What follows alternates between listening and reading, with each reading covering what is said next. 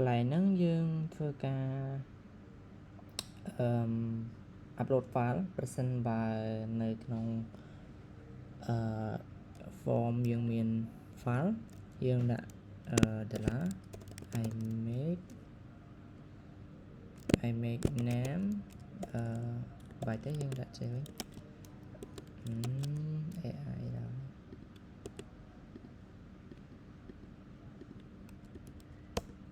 ដាក់ AI បាក់ទៅដល់ដាក់ a ប្រសិនបើ $request point ទៅកាន់ form ប៉ុណ្ណឹងដល់កថ្មកាន់ file យើងដាក់$, I make small request file I make បន្តមកទៀតយើងធ្វើការ generate I make name គឺយើងដាក់តាមហ្នឹងទៅបន្តមកទៀតនៅក្នុងនេះយើងយក I make move ទៅកាន់នេះ AI វា generate មកស្រាប់បន្ទាប់ពី move បានប៉ុណ្្នឹងហើយយើងធ្វើការមិនតែប៉ុណ្្នេះយើង move ទៅកាន់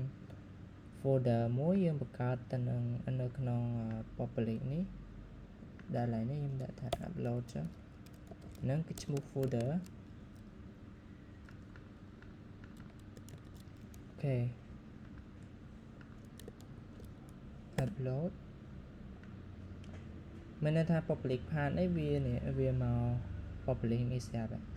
ហើយនៅក្នុង public path ហ្នឹងគឺវាមាននៅ folder upload មួយសម្រាប់ផ្ទុកនៅ image បន្ទាប់ពីបានប៉ុណ្្នឹងហើយយើងធ្វើការ save file នីមួយៗហ្នឹង product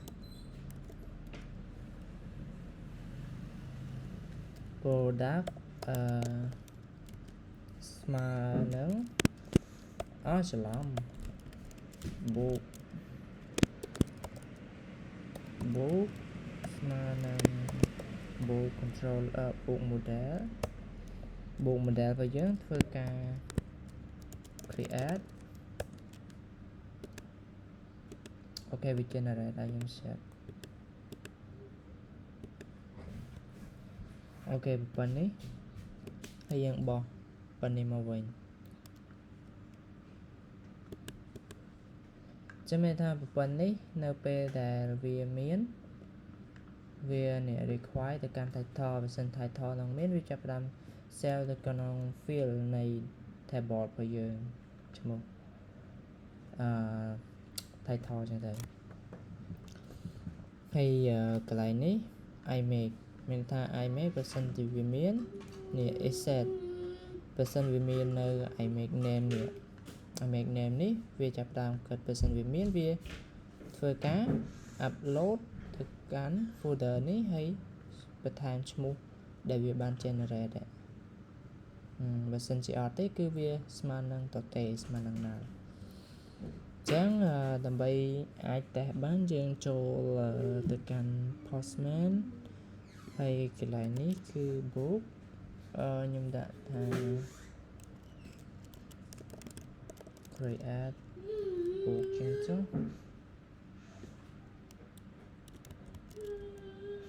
បន្ទាប់ពីយើងបាន create ប៉ុណ្ណឹងហើយយើងចូលមកកាន់ postman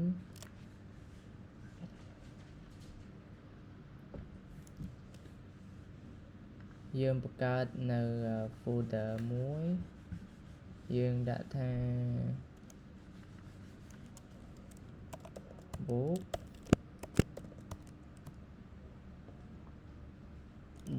API ตัวเนี้ยก็มันจัดយើងដាក់ create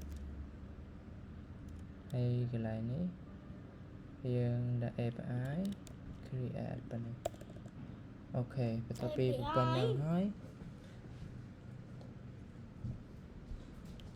យើងធ្វើការ sell សិន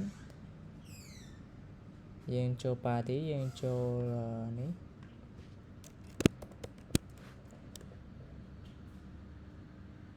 có thể nhưng mà tôi mình iMake thế nhưng data title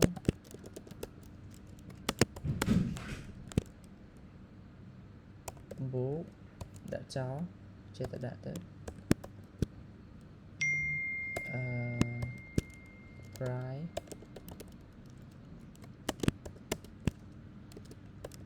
people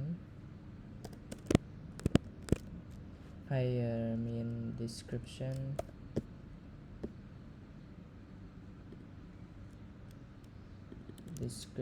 and QTY test automated QTY trong bộ iMake nhưngឧទាហរណ៍តាមក្រោយខ្ញុំដាក់10បន្តមកទៀតខ្ញុំចុច send ចាំមើលវាដំណើរការដោយសារតែយើងអត់ទាន់បាន run យើងត្រូវការ optimize មួយមកព្រោះយើងបានកែអ្វីនៅក្នុងនេះនៅក្នុង route អញ្ចឹងយើងត្រូវការ optimize មួយដើម្បីឲ្យវា reset ឡើងវិញណា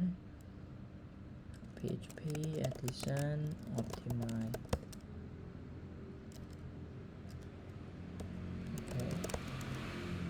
តទៅពីប៉ុណ្ណឹងហើយយើង run PHP artisan show អូខេហើយយើងចូលមកកាន់នេះយើងសាកចុច404មកហេតុអីគេអូខេ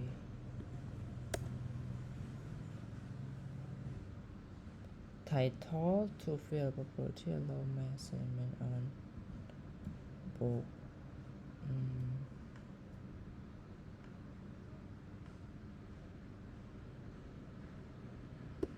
title string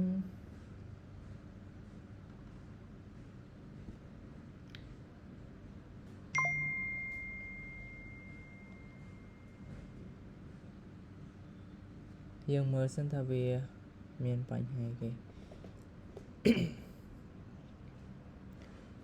add title to fillable property to allow message អូខេអញ្ចឹងយើងចូលមកកាន់កន្លែងនេះយើងត្រូវដាក់នេះ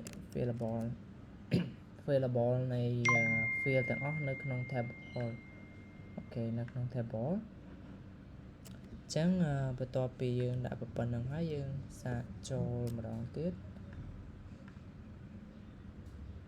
error server ម្ដងដោយសារតែយើងអត់ទាន់មាន table ហ្នឹងអូខេយើងអត់ទាន់ migrate ហ្នឹងអញ្ចឹងយើងដើម្បីឲ្យនេះtable នឹងទាំងអស់នេះនៅក្នុង migration ហ្នឹងវាបង្កើត database auto ហើយបង្កើត table នឹង auto យើងត្រូវ optimize វាតើណាហើយច្រឡំយើងត្រូវ migrate វាអញ្ចឹងយើងដាក់ PHP artisan migrate ចេះអូខេតទៅពីប៉ុណ្ណឹងយើងចូលមកយើង refresh មួយបន្ទាប់ពីយើង refresh ហើយយើងទទួលបាននេះ book API អញ្ចឹងនេះគឺយើងបាននៅ database មួយនឹងហើយដែលមាន table ប៉ុណ្ណឹងនេះគឺ table book បន្ទាប់ពីប៉ុណ្ណឹងហើយយើងចាប់ផ្ដើមតែម្ដងទៀតអូខេឃើញថា status 200 status យើងចូលមកកាន់ controller status 200 create successful ហើយនេះគឺជា data ដែលយើងបាន add អញ្ចឹង iMake យើងអត់មានទេអញ្ចឹងគឺ null តោះណាអញ្ចឹងយើងអាចធ្វើការ refresh មួយមកនេះឃើញថា data របស់យើងហ្នឹងគឺមានហើយមាននៅក្នុង database របស់យើងនៅក្នុង table របស់យើងហ្នឹងហើយបន្ទាប់ពីបានប៉ុណ្្នឹងហើយយើងសាកធ្វើការតាក់ទងជាមួយទៅនឹងការ upload file ណា